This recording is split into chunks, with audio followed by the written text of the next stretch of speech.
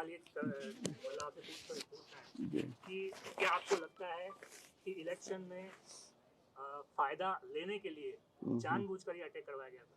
नहीं, अटैक तो नहीं कराया गया था, मैं ऐसा गलत चार्ज नहीं लगा सकता हूँ। अटैक तो ये पाकिस्तान स्पॉन्सर्ड टेररिस्ट का ही किया हुआ था। हमारी तो गलतियाँ थी।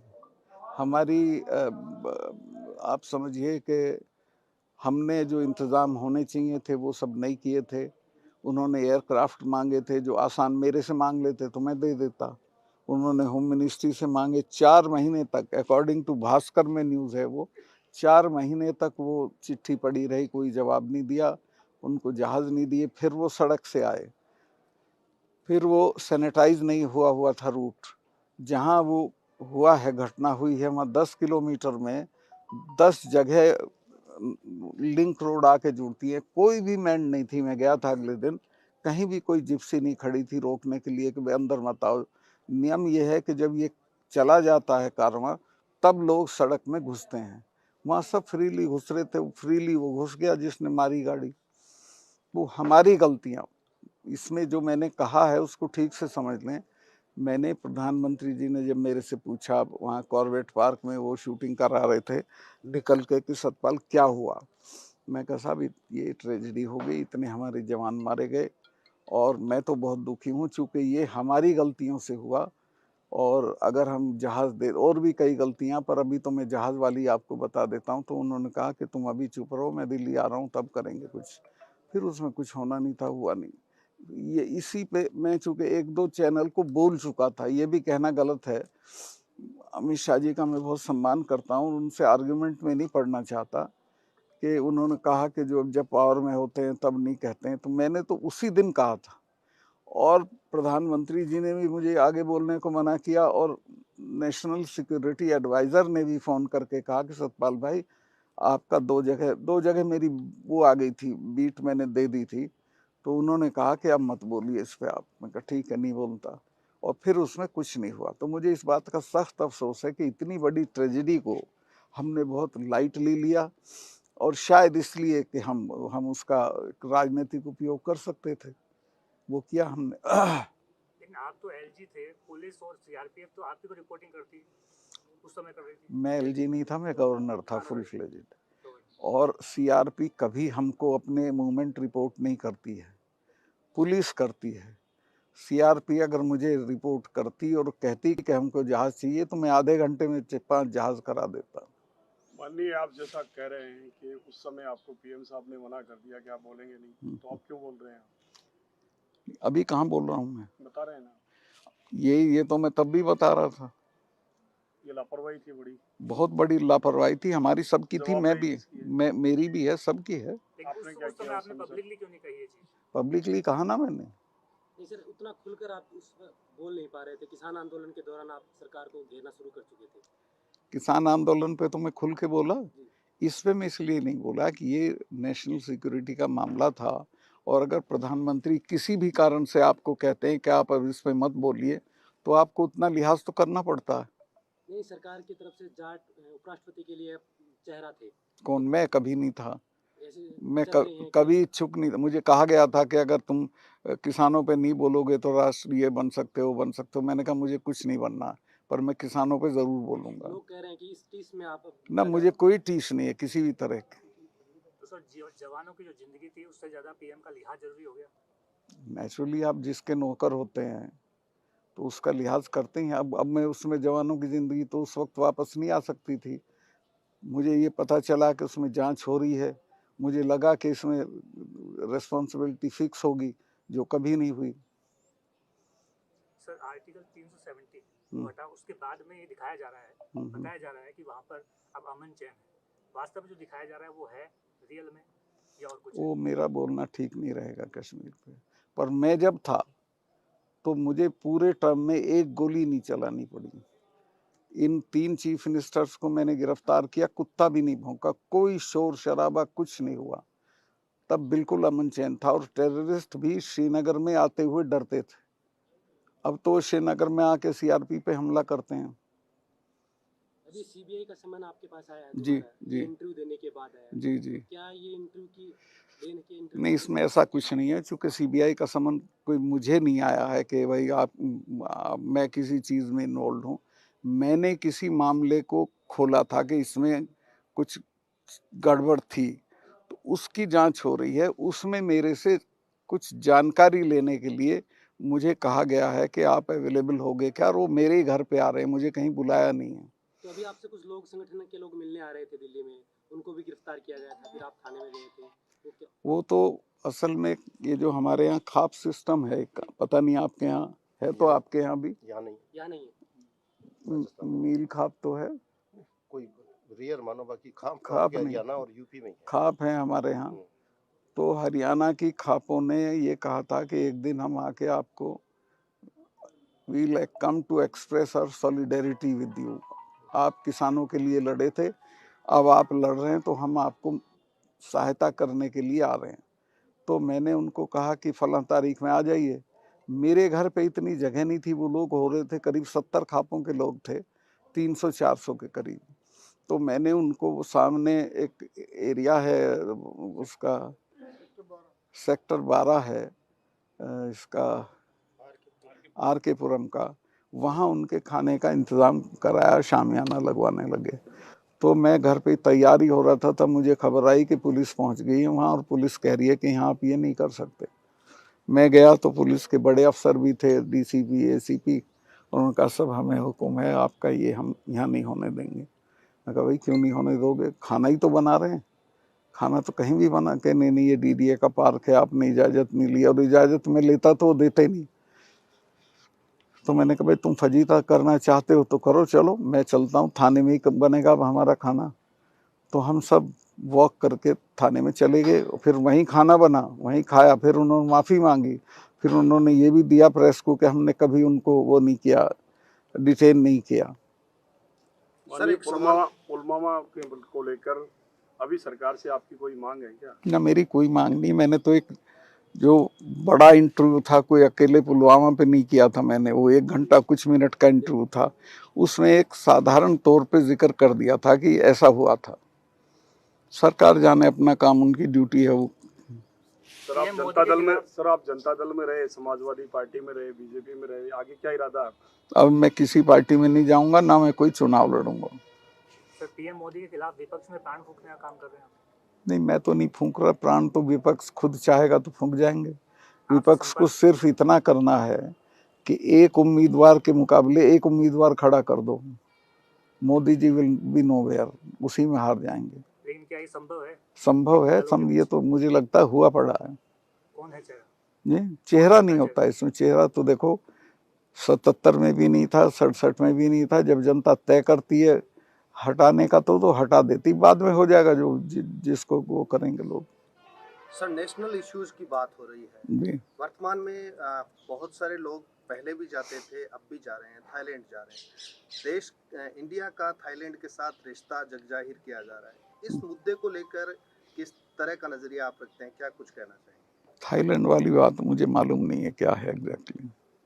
सर राजस्थान में आप घूम रहे हैं, अब चुनाव भी है, आपको क्या लग रहा है इस बार किसका पलड़ा भारी हो सकता है? कुछ चुनाव में कोई भविष्यवाणी नहीं की जा सकती, जनता जनार्दन है, पता नहीं किसका पलड़ा भारी कर दे, किसका नीचे। तो आपसे जानना चाहता हूँ मैं क्या हाल है। आपने भी तो फीडबैक लिया होगा ना? मेरा फीडबैक मेरे साथ है, उसको मैं अभी आपसे शेयर नहीं करूंगा, और एक दिन में राजनीति बदलती है। आपने एक जगह कहा था कि यदि वसुंधरा राजे उम्मीदवार हो तो बीजेपी जीत सकती है। ये वसुंधरा राजे अगर उम्मीदवार हों तो बीजेपी के ज़्यादा चांसेस हैं, और अगर वो उम्मीदवार नहीं होंगी तो बीजेपी के कोई चांसेस नहीं।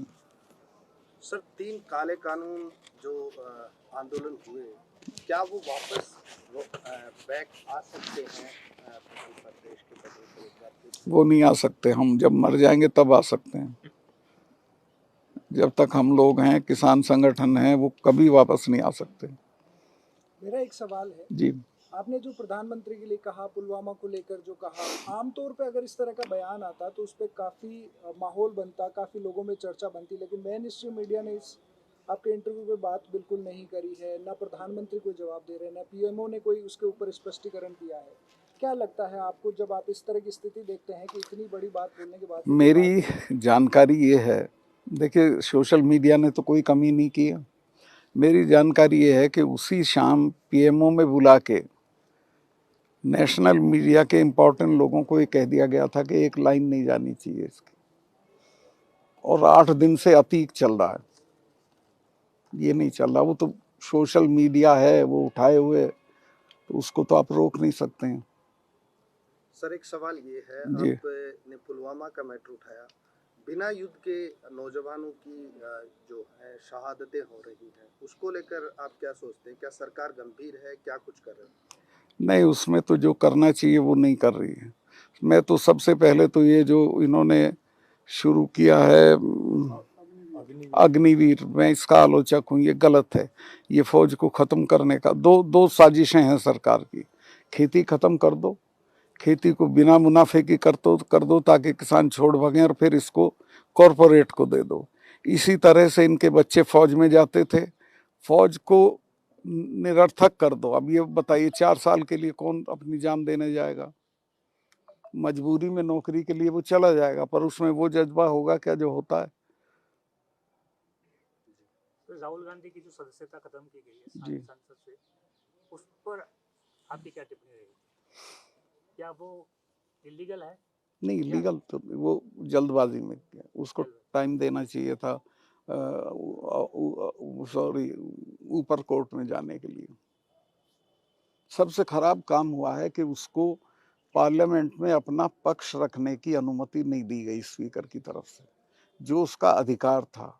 जब उसके खिलाफ 3 मिनिस्टर बोले तो उसका ये अधिकार, उसकी गैरहाजिरी में बोले तो उसका ये अधिकार था कि वो उनका जवाब दे, लेकिन वो स्पीकर ने उसको अधिकार नहीं दिया। सर अमित शाह ने कहा है कि आप उनसे दूर होकर इस तरह की बातें कर रहे हैं, तो आप उनसे कितना दूर हो चुके हैं, क्या कुछ? अमित शाह साहब का मैं बहुत सम्मान करता हूँ, और उनसे मैं किसी आर्ग्यूमेंट में नहीं पड़ना चाहता। उनकी जो एक मूल बात है, और वो ये है कि जब वो गवर्नर थे तब उन्होंने ये बातें नहीं उठाई। तो मैं एक करेक्ट कर दूं, मैंने तब पुलवामा भी उठाया था, सेम डे उठाया था, अगले दिन उठाया था, कई बार उठाया था, और किसानों वाले मुद्दे भी मैंने जब मैं गवर्नर था तभी उठाए थे। तो ये गलत है कि मैं जब पावर से हट गया तब मैंने उठाया। एक तरफ मोदी सरकार बेटी बचाओ बेटी पढ़ाओ अभियान चला रही है, नारा दे रही है, लेकिन जंतर मंतर पर खिलाड़ी धरने पे बैठे हैं। बहुत शर्मनाक बात है, और मैं यहाँ से जाते ही उनसे मिलने जाऊंगा, बच्चियों से। कितनी मेहनत करके, कितनी बुरी स्थितियों में वो देश के लिए गोल्ड मेडल लाती हैं, और उनका, और कोई भी महिला जब ये कहे कि मेरे आबरू पे हमला किया गया तो वो बहुत मजबूरी में कहती है, और आप उसकी एफआईआर भी नहीं कर रहे हो, और कुछ नहीं कर रहे हो, अपने एमपी को हटा नहीं रहे हो। सर राज्यपाल रहते हुए आपके कई बार ऐसे बयान है जो ताल्लुक नहीं रखते थे सेंट्रल गवर्नमेंट से, जी। उसके बाद भी कभी इस तरह का कोई दबाव नहीं बनाया गया कि आप इस्तीफा दे दीजिए या आपको हम हटा देंगे? मैं तो जब प्रधानमंत्री से मिलने जाता था इस्तीफा जेब में रख के जाता था, अगर मेरे से एक बार भी मांगते, चूंकि मैं इस बात का आभारी हूँ कि उन्होंने ही मुझे बनाया, और ख़ास तौर से अमित शाह जी का इस्तीफा। लेकिन मुझे एक आध लोगों ने सलाह दी कि तुम बेवकूफ़ी मत करना, बिना मांगे मत देना, मांगे तो देना। सर राजनाथ सिंह एक बड़ी शख्सियत भारतीय जनता पार्टी में है, फिलहाल उनके कैरियर को लेकर आप क्या सोच रहे हैं? किस तरफ कैरियर जा रहा है? क्योंकि आप भी काफ़ी बीजेपी के अंदर काफ़ी बड़ी शख्सियत माने जाते हैं। नहीं, मैं उनके कैरियर पे कैसे कमेंट कर सकता हूँ? वो प्रधानमंत्री के सीरियस उम्मीदवार हैं, और उनके भाग्य में होगा तो हो जाएंगे। सर, 2 चूंकि वो फाइलों पर हस्ताक्षर का मुद्दा छाया हुआ था, एक का नाम आपने लिया था, दूसरा कौन है सर जो संघ से जुड़े हुए? देखिए, ये 2 फाइलें नहीं थी, 2 मामले थे। एक था इंश्योरेंस का, और एक था एक हाइडल प्रोजेक्ट का। तो हाइडल प्रोजेक्ट में संघ का कोई आदमी नहीं था। हाइडल प्रोजेक्ट में जो आदमी था वो प्रधानमंत्री जी के काफ़ी नज़दीक है। वो मैंने उन्होंने ही मेरे से कई बार कहा था, भाई तुम उससे मिले नहीं मिले, हसीब द्राबो उसका नाम है। तो मैं एक दिन मिल लिया, तो उसने फिर कहा कि आपने बड़ा बुरा किया, हमारा वो ख़त्म कर दिया, पर हम तो करा लेंगे। तो मैंने प्रधानमंत्री जी को दूसरे तीसरे दिन जब मिलने गया तो मैंने कहा, साहब वो मिल लिया मैं हसीब द्राबू से, वो तो ऐसे ऐसे दलाली का केस ले रहा था, मैंने तो मना कर दिया, मैं तो नहीं करूँगा। तो उन्होंने ही सपोर्टेड में कि ठीक किया तुमने। दूसरा जो इंश्योरेंस का मामला था, उसमें और ये करेक्ट कर लें, आपके सामने कह रहा हूँ, फिर आप कहेंगे मुझे किसी ने कोई ब्राइब ऑफर नहीं की थी। मुझे अफसरों ने बताया था कि इनमें इतना रुपया है, इन दोनों केसेस में इतना रुपया इन्वॉल्व है, यानी किसी को मिलेगा। तो खैर वो तो दोनों कैंसिल हो गए, इसलिए वो ना मिला ना सवाल उठा। लेकिन ये जो थे आरएसएस वाले अपने राम माधव जी, जिस दिन मैंने कैंसिल किया इंश्योरेंस वाला, उसके अगले दिन सवेरे बिना नहाए धोए मेरे घर आ गए, और मैं भी नहीं नहाया, 7 बजे थे। तो खैर मैं शिष्टाचार में उनसे मिला, मेरे को बताओ भाई साहब क्या है। तो उन्होंने कहा कि वो कैंसिल कर दिया क्या। मैं कहा मैं तो कैंसिल कर दिया। कहने चिट्ठी चली गई। मैं कभी पूछता हूँ, मैंने चीफ सेक्रेटरी को फ़ोन करके पूछा कि उसकी चिट्ठी चली गई क्या। कहें जी वो तो रात ही चली गई। तो वो काफ़ी व्यथित हुए और चले गए। फिर बस इतनी हमारी बात थी। उन्होंने ना कुछ मुझे ऑफर किया, ना मैंने उन्हें कुछ ऑफर। सर अंतिम पर सवाल उनकी उसमें दिलचस्पी थी कि वो हो। खबरें तो ये चली थी 300 करोड़ का ऑफर दिया गया, 150 करोड़ था दोनों में। दोनों मिला के दोनों में 150 करोड़ था, और ये पूरे टॉक ऑफ द टाउन थी। ये ऑफर मिला था आपको? जी ऑफर आया था? नहीं, मुझे नहीं आया किसी का, मैं झूठ नहीं बोलने का, किसी का ऑफर नहीं आया मुझे। जैसे किसान आंदोलन में राकेश टिकैत की संपत्ति को लेकर मीडिया में कई बार डिबेट चली थी, उनके परिवार की संपत्ति को लेकर। ऐसे ही ये बयान देते ही आपके बेटे को लेकर ऐसे कई डिबेटें चल रही हैं कि उनके पास इतना पैसा है, आपके पास इतना मेरे बेटे के पास? हाँ। वो बेचारा तो कमा के, वो डिजाइनर है, काम करता है और खाता है, उसको क्यों लाते हो उस? जैसे मीडिया मेन स्ट्रीम में चला है स्टोरी चल रही है। नहीं, कोई नहीं, कहीं नहीं देखी मैंने, आप ही कह रहे हैं। सर अगले साल लोकसभा चुनाव है, क्या देख रहे हैं बीजेपी का भविष्य कैसा लग रहा है आपको? मैं तो विश करता हूँ उनको ठीक रहे, पर कुछ राजनीति का और चुनाव का कोई पता नहीं होता क्या होगा। जो मौजूदा परिस्थितियां हैं उसमें क्या लग रहा है आपको? मौजूदा परिस्थितियां उनके लिए कठिन है, उनको कुछ चीज़ों को करना पड़ेगा। एक तो अडानी वाला मामला जो है, उससे प्रधानमंत्री को हाथ धोने पड़ेंगे। अभी तक उन्होंने जवाब नहीं दिया है। पार्लियामेंट में भी वो बोले तो अडानी पे नहीं बोले हैं। उसको अगर नहीं करेंगे तो नुकसान हो जाएगा। और ये पुलवामा पे भी उनको स्पष्टीकरण देना चाहिए, और एक्शन, अगर कोई जांच हुई है तो एक्शन लेना चाहिए। अभी आखिरी सवाल सर, आप अपनी सुरक्षा को लेकर भी कई बार बता चुके हैं कि आपकी सुरक्षा को लेकर। मेरी सुरक्षा, कश्मीर की जो कमेटी होती है, उन्होंने लिखा था कि इनको यहाँ खतरा है पाकिस्तान के एलिमेंट से भी, लोकल से भी, और इनको Z+ सिक्योरिटी होनी चाहिए। लेकिन मेरे पास अब सिर्फ एक वो है PSO, दैट्स ऑल। पर मैं उसकी शिकायत नहीं करता, वो समझेंगे बड़ा मैं डर गया। मरना तो इंदिरा गांधी तो सारी सिक्योरिटी के बीच में मर गई थी, कि मरना होगा मर जाएंगे। सर जातिगत जनगणना के बारे में? जातिगत जनगणना जरूर होनी चाहिए। सर एक सवाल मेरा कि आप ये जो इंटरव्यू दे रहे थे, इसमें आपने कहा था कि मेरी जाति और मेरी कौम के लोग अगर बीजेपी ने मुझे मरवा दिया तो वो सभाएं नहीं करने देंगे, इसके बारे में क्या कहें? मुझे अपनी कौम पे फक्र है कि वो अगर मेरे साथ जाति होगी तो वो जरूर रिएक्ट करेंगे। क्या किसान आंदोलन जैसा मूवमेंट दोबारा बीजेपी के सामने आ सकता है? ऐसा कोई बड़ा मूवमेंट जो लंबा मूवमेंट चला था और सरकार बैकफुट पे आई थी, आ जाएगा तो बहुत अच्छा रहेगा। ऐसा कुछ हो रहा है देश में? ना, मुझे अभी नहीं लगता, लेकिन होगा तो मैं उसका समर्थन करूंगा, साथ रहूंगा। ठीक है सर, धन्यवाद। को लेकर जो कमेटी बनी थी वो आज तक नहीं बनी सर। वो जो कमेटी बनी थी, उसका अध्यक्ष वो आदमी था जिसने काले कानून ड्राफ्ट किए थे। तो इसी वजह से किसान संगठन उसमें गए ही नहीं, और उस कमेटी ने मुझे लगता अभी तक कुछ नहीं किया, लंच भी नहीं किया किसी दिन, कोई एक्टिविटी उसकी नहीं आई है। इसके माने सरकार की नीयत MSP पे ठीक नहीं है, और अगर MSP का उन्होंने वादा पूरा नहीं किया तो उनको कठिनाई होगी।